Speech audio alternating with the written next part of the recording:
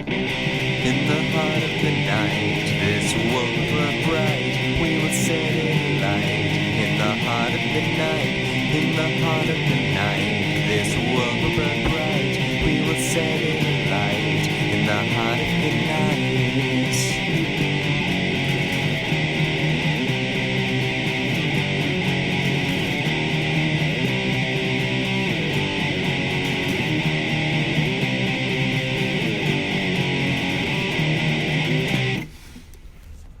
Hello everyone, I'm Anthropomantic Fiend, and I do horror-related things on the internet. I am down to the home stretch of reviewing the 30 Nightmare Movies box set. I think I've got 2 more movies to review after this, and they're both really fun ones, so I'm looking forward to that. Before I say anything else, I would like to give a special shout out to Mathen Harris. A huge thank you to him. He actually watched my review of the movie he directed, The Inflicted, and the fact that the director of a movie that genuinely scared me, moreover the actor who played the guy who scared me so much, this is the movie from the box set that genuinely gave me nightmares the first time I watched it. The fact that he actually took the time to check out my review and leave me some words about it and what else he's been working on, I'm hugely honored by that. So a huge thank you to him, and please check out his movies because they're very good and very disturbing. So with that out of the way, I am talking about the movie Killerkiller today. This is a movie that came out in 2006, and it is a British film. If you want to go into this movie blind, I say this with like every review, and like fully appreciate the little twists and turns, you should just go and watch it and go in blind the way I did the first time, because this movie throws you for a loop about what kind of movie it's going to be with its opening scene. Just turn this off and go watch it if you want to experience it that way. Otherwise, I'm just going to get into what the movie's about right now. So the movie wants you to think that it's a slasher movie at first, because it starts with like your stereotypical like Halloween opening sequence with like a babysitter and this slasher character in a mask creeping into her house. You get like the Michael Myers classic POV shot as he's creeping through the house. This babysitter goes up to take a shower and he creeps in while she's doing that, and you're like, oh, it's a slasher movie. What horrible thing is he about to do to her? Oh, he's obviously going to stab her because he has a knife. And then she turns the shower off. She turns around, she's got demon eyes, and she pulls out 2 knives and stabs this guy to death. And that's the pre-credits sequence to the movie. That's when the title, which is Killerkiller, makes a lot more sense. Then you've got a montage of clips from interviews with these serial killers who are our cast of characters for these movies, sort of asking them why they did what they did. And they've all got very ridiculous things that they're talking about. Like one of them's like, so do you have any remorse for what you did? And he's like, well, actually, I think I'm a bit unappreciated for all of the creativity I spread in the world. One of my favorites is one of these guys just sort of stands there and looks around for a minute, and he's like, what was the question you asked me again? And the interviewer's like, why did you kill all of those cheerleaders? And he just sits there for a moment again and goes, that's an important question to ask. They're all just very nonchalant about this whole murder thing for the most part, and it's really, really funny. This is definitely a horror comedy. And after that, one of the guys wakes up in his cell because all of these, they're all in a prison together, and he wakes up and he finds his cell door open, and another one of the prisoners is like, all the cell doors are open now, and all of the workers here are gone. I don't know what's happened to them. And there's just a fog, a mist surrounding the whole building, and it's super dilapidated. They don't really know what's happened or why they're there. And as they start walking around, one of them dies suddenly, instantly in front of them, and they don't really know why he died or what happens. His neck just kind of breaks, and they're like, who did this? And it's just like, nobody had time to break his neck. What do you think happened? Because of the opening sequence, you kind of already know what's happening. So basically, there's this demon that's trapped all of them in this sort of state of limbo in this prison, and is picking them off one by one, and doing it in the fashion they killed their victims, sort of playing the victim and putting them in this scenario of the last person they killed before they were sent to prison, and then turning the tables on them and killing the killer that way. Hence the name Killerkiller. So I'm gonna leave all the kills in the spoilers section because that's the fun part of the movie that I don't want spoiled, but I'll talk about everything else. The overall production quality of this movie is very, very low budget. You can tell camera quality's not super high, sound design doesn't feel great. It's just a very low quality production overall, but that is part of what gives it its charm for me. It just has a very handmade feel. It doesn't feel like they weren't putting the effort in. It just feels like they didn't have the budget for everything, and it just gives it a little bit more charm. Then there's all of the actors, our cast of characters, which consist of the demon and all of the different murderers, and all of the murderers have their own distinct personality, their own sort of colorful backstory of how they killed people and why, and they're all very distinct and fun in their own ways.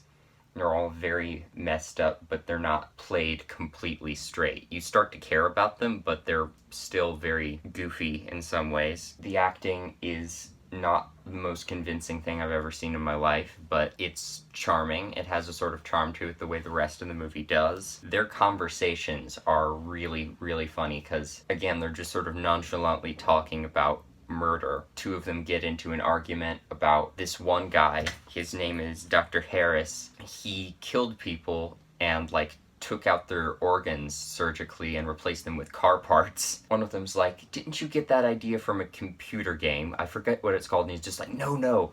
I was trying to start a class war and make this social commentary about poor people and rich people, and why rich people are better and poor people are just blank machines or whatever. And he's just like, no, this is what happened in that computer game. And he's just wait till my book comes out.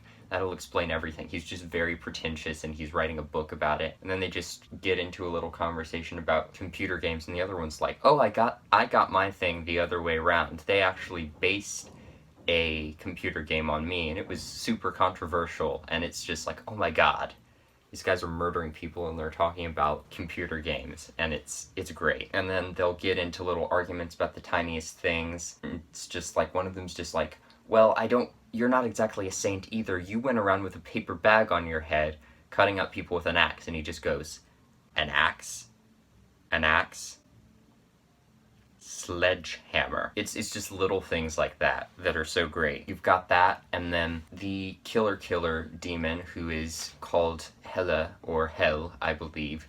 It's Helle, is basically silent throughout the whole thing and kind of stony-faced, and she sort of plays the part of a bunch of different victims. She's not very emotive, but it's more just sort of about these dramatic kills that she gets to do, and it's really fun to watch. The music is nothing too out of the way, kind of the same sort of low-budget synthesized traditional horror score you see in a lot of things, although with a lot of the kills you'll get this element of metal or rock thrown in that adds to sort of the fun nature of it, which I appreciated. This movie was filmed in an actual abandoned hospital, which lends it a cool atmosphere.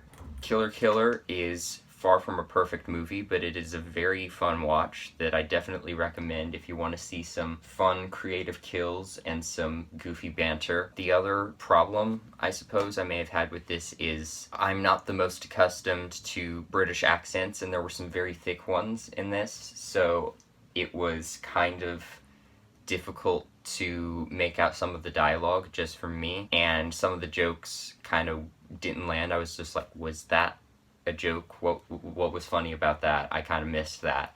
But that's a small problem. Otherwise, this is a really fun, dark, and messed up ideas, but fun execution. Obviously not meant to be taken too seriously. All filmed in the spirit of fun and with sort of a low-budget charm to it. So if that's your kind of deal, I definitely recommend Killerkiller.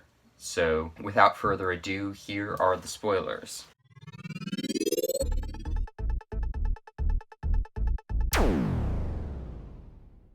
You've got one killer named Wallace, who at the beginning, as I said, his neck just kind of snaps suddenly. And the way Hella kills people is if one of the killers is planning to murder somebody and has a murderous thought, they get like transported into a landscape of one of their kills just all of a sudden and killed off and then transported back and instantaneously. So things will just happen where it's this intricate kill to the character, but to other people, like, their neck will just suddenly snap, or like their head will suddenly explode in one instance that I'm about to get to. The first kill is Dr. Harris, who is the super pretentious guy who's writing the book, who I just talked about, and he is trying to choke one of the other characters, and he gets transported into this landscape of a hospital room, and he's in a doctor's outfit, and he's got like surgical tools, and Hella is lying on this hospital bed pretending to be an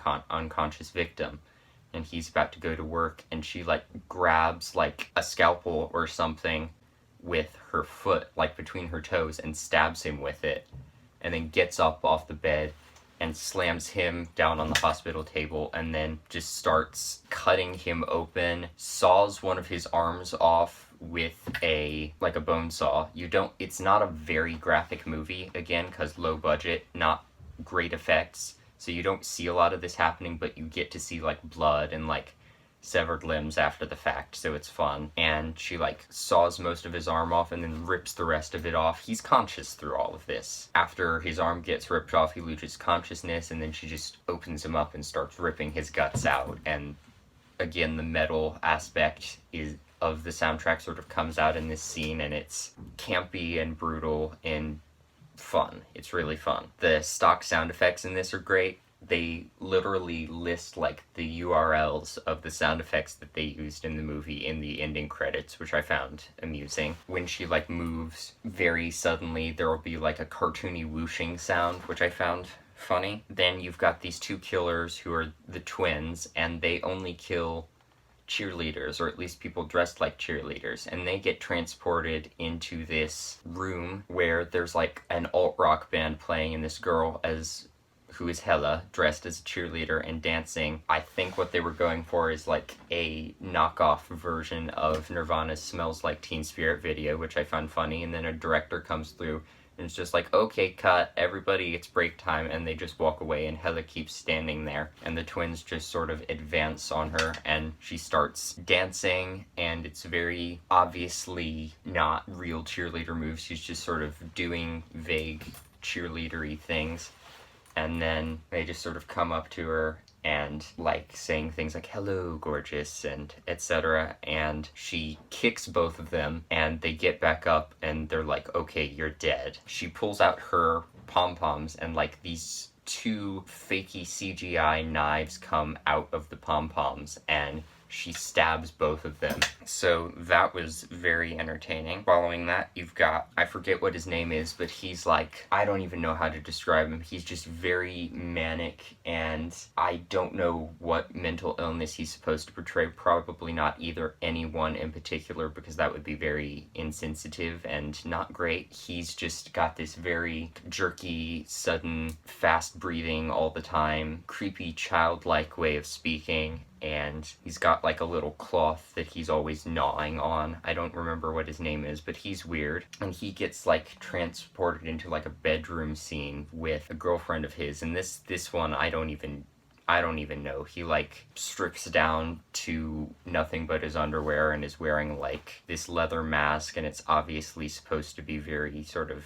a kinky thing for him. It's weird. And then he's like, I have something else to show you. And he reaches into this bag, and whatever it is isn't there, and his girlfriend, who is Hella, again is like, I have it right here, and pulls out a drill and drills him through the head. So that one's kind of short and abrupt, and it probably would have gone either too far into the uncomfortable sexual aspect, or, you know, not far enough into the brutality. So that wasn't my favorite, but it was still entertaining. Following that, there's this guy who I believe is named Nick. All of them, I forget their names, but he's been locked in the basement because they're like, he's off his medication, he's gonna kill all of us. So they've locked him in there, and he, like, gets loose and has, like, a board and is about to knock one of them in the head with it. I don't even know what his deal was, because he gets transported into this room, and Hela is dressed in, like, a Red Riding Hood outfit, and, like, walks up to him and pulls this barbed wire out of a basket and wraps his head in it and pulls off this ring that supposedly belonged to his wife, I guess, and puts it on there and then pulls it tight and head explodey.